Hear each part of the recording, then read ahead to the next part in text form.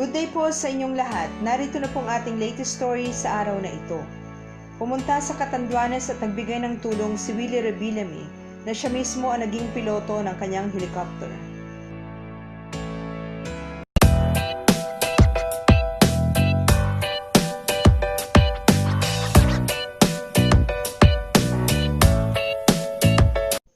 Sa report ng 24 oras, kinumpirma nila na mismong si Willie Revillame na isang kilalang TV host ang naging piloto ng helicopter na kanilang ginamit para makapunta sa Catanduanes, ang isa sa mga probinsya na pinaka-apektado ng bagyong Rolly.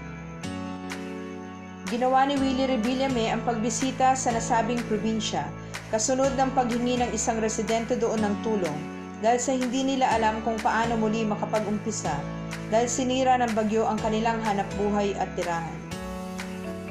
Nakilala nga ang naturang residente na si Mrs. Elizabeth Espanyol. Sinalubong naman ng daang-daang residente ng Gigmoto Catanduanes si Revillame. Ayon sa alkalde ng Gigmoto na si Vicente Tayam Jr., ay nagbigay si Revillame ng 5 million pesos para sa Catanduanes at ang 2 million pesos naman ay para sa kanilang munisipalidad. Maliban sa pera ay nagdala rin si Willie ng mga relief goods at jacket para sa mga residente doon. Personal din siyang nakipagkita kay Espanyol na siyang humingi ng tulong sa kanya sa telebisyon.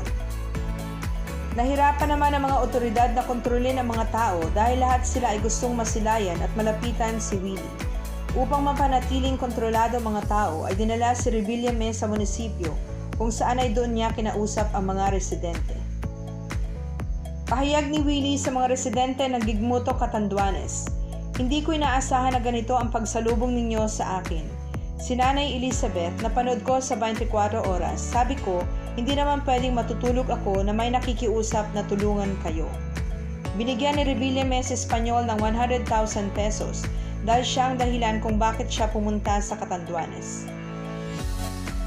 Ang pagbisita ni Willie Revillame sa Gigmoto ay nagbigay ng pag-asa sa mga residente doon na matagal nang inaasam na makita ang TV host na kilala sa pagbibigay ng tulong para sa mga mahihirap.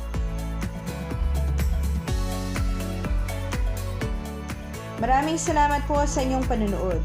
Pag hindi pa po nakasubscribe, mag-subscribe na po at huwag pong kakalimutan pindutin ang notification bell para ma-notify po namin kayo sa bago nating uploads. Mag-ingat po tayong lahat. May God bless us all.